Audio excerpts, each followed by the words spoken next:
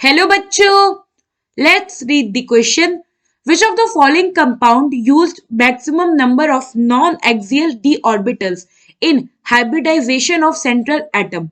Option A XeF4, option B XeO3F2, option C XeF5 negative and option D XeO3. So question में हमसे क्या पूछा है, इनमें से कौन सा कंपाउंड है जिसमें maximum number of non axial D orbital जो है वो इन्वॉल्व है हाइब्रिडाइजेशन ऑफ सेंट्रल एटम में। सो सबसे पहले तो हम ये देखते हैं कि नॉन एक्सियल और एक्सियल डी ऑर्बिटल से मतलब क्या है। तो सबसे पहले हम बात करें एक्सियल ऑर्बिटल्स की।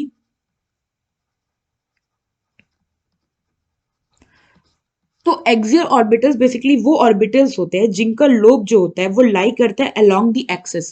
सो एक्सियल ऑर्बिटल्स में their lobes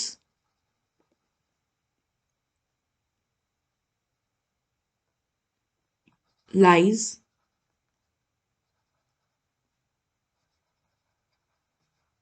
along the axis like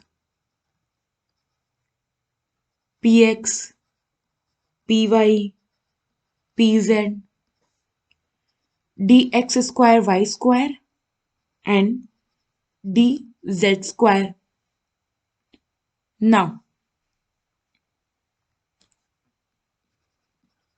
non-axial orbitals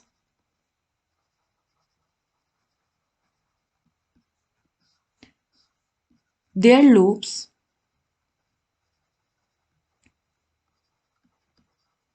lies in between the axis.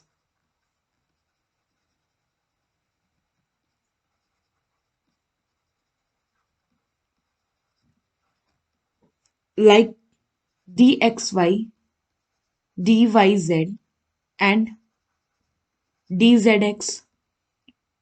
अगर हम इसे स्ट्रक्चर से समझे तो जैसे कि ये हमारा एक्स एक्सिस हो गया, ये वाई एक्सिस हो गया। तो अगर लोब जो है ये हमारे ऐसे सेंटर में एक्स और वाई के बीच में है, इन बिटवीन द एक्सिस है, तो ये हो गया हमारा एक्सियल लोब।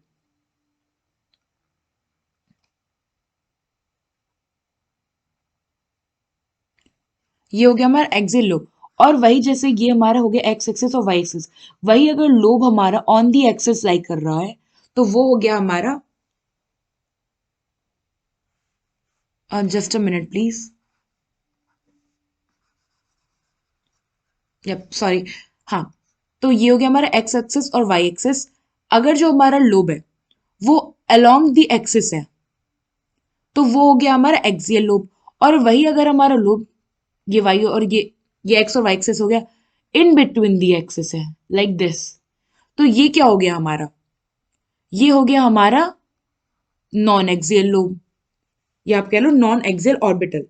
नाउ अब हमसे पूछा है कि इनमें से कौन से मॉलिक्यूल में ज्यादा से ज्यादा नॉन एक्सियल डी ऑर्बिटल है। तो नॉन एक्सियल डी ऑर्बिटल में क्या हो गया, d x y, d y z and d z x. तो हम क्या करते हैं, जो एक एक हमारे मॉलिक्यूल्स है इनका हाइब्रिडाइजेशन देखते हैं। तो हाइब्रिडाइजेशन कैसे निकलेगा, हाइब्रिडाइजेशन निकालने के लिए हम पता करते हैं steric number. And steric number क्या होता है, number of sigma bond pair plus lone pair. अगर एग्जांपल स्टेरिक नंबर 2 आया, इट मीन्स कि हाइब्रिडाइजेशन होगा sp। स्टेरिक नंबर 3 आया तो हाइब्रिडाइजेशन हो गया sp2। स्टेरिक नंबर 4 आया तो हाइब्रिडाइजेशन हो गया sp3। अगर आपको स्टेरिक नंबर 5 आया तो हाइब्रिडाइजेशन हो गया sp3d। स्टेरिक नंबर 6 आया तो हाइब्रिडाइजेशन हो गया sp3d2। नाउ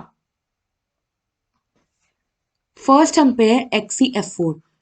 Xe यानी जेनॉन। जेनॉन पे अगर वैलेंस इलेक्ट्रॉन की बात करें तो ये होता है 8। अब 8 वैलेंस इलेक्ट्रॉन था, 4 इसने बॉन्ड बना लिया, तो लोन पेयर कितने बचे होंगे, 2। तो इसका अगर हम स्टेरिक नंबर निकाले तो वो क्या होगा, 4 plus 2 which is equals to 6। तो इसका हाइब्रिडाइजेशन क्या हो गया, sp3d2।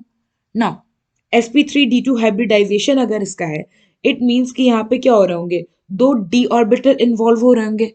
तो अब हम देखते हैं कौन कौन से ऑर्बिटल जो है वो इन्वॉल्व होते हैं XeF4 में। तो यहाँ पे इन्वॉल्व होता है हमारा s orbital, px, py, pz, and d में हमारा इन्वॉल्व होता है d x square and d sorry d x square y square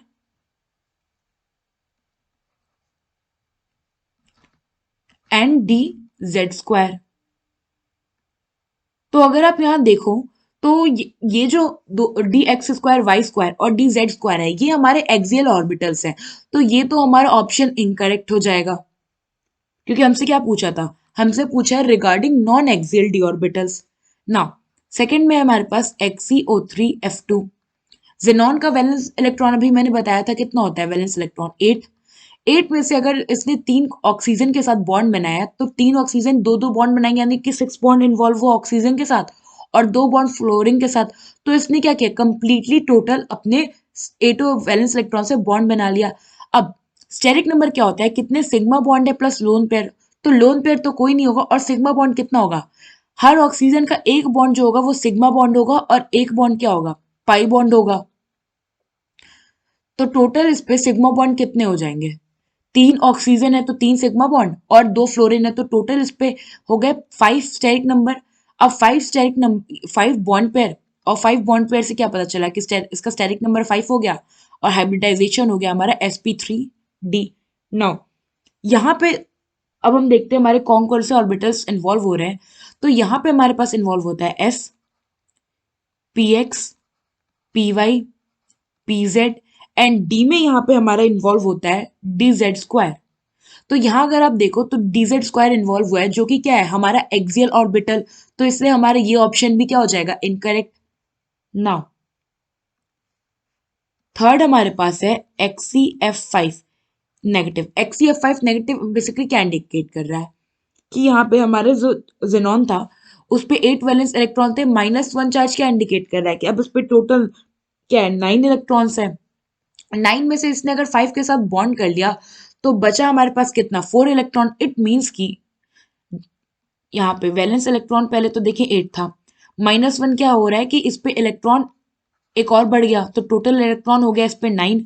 अब 5 इसने फ्लोरीन के साथ बॉन्ड बना लिया तो और 4 ऐसे बचे, तो स्टेरिक नंबर इसका क्या हो जाएगा, 5 सिग्मा बॉन्ड्स हैं प्लस इस पे बचे होंगे 2 लोन पेयर, तो इसका स्टेरिक नंबर कितना है 7 और हाइब्रिडाइजेशन हो गया हमारा sp3d सॉरी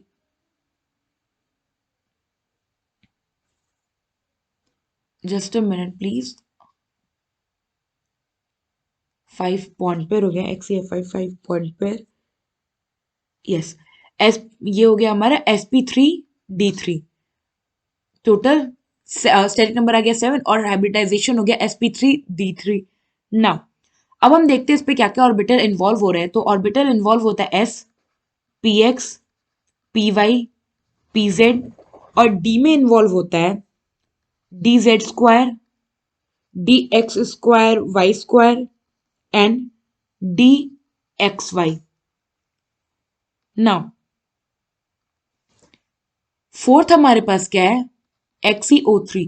तो XeO3 का अगर आप स्ट्रक्चर देखो तो ये कुछ ऐसा होता है, ये हो गया जेनॉन, यहाँ पे हो गया एक डबल बॉन्डेड ऑक्सीजन, ये हो गया एक डबल बॉन्डेड ऑक्सीजन, ये हो गया एक डबल बॉन्डेड ऑक्सीजन और ये हो गया एक लोन पेयर।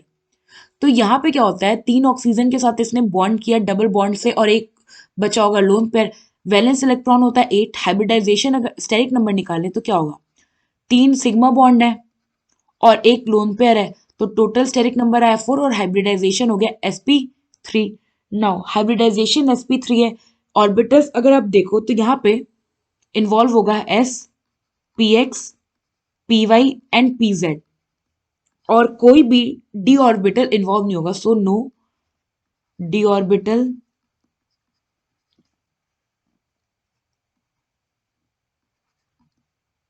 इन्वॉल्व्ड। सो ये तो वैसे ही हमारा क्या हो गया, इनकरेक्ट हो गया। नाउ अगर आप देखो यहाँ पे हमारा जो XeF5 नेगेटिव है, यहाँ पे जो d ऑर्बिटल इन्वॉल्वमेंट है उसमें dxy भी है और बाकी ये जो हमारे XeF4 और XeO3F2 थे इनमें जो d ऑर्बिटल इन्वॉल्व थे वो सारे एक्सियल वाले थे, और जो हमारे XeF5 नेगेटिव है इसमें ही हमें एक नॉन एक्सियल वाला ऑर्बिटल इन्वॉल्वमेंट दिखा है। और हमसे क्या पूछा था, किसमें जो होंगे आपके maximum number of non axial D orbital involve होंगे। तो मैक्सिमम नंबर का हो चाहे एटलीस्ट प्रेजेंट का हो, वो किस में है हमारा XCF5 नेगेटिव में। सो यहाँ पे हमारा ऑप्शन सी जो है वो करेक्ट ऑप्शन है। आई होप आपको एक क्वेश्चन समझ में आया होगा। Thank you.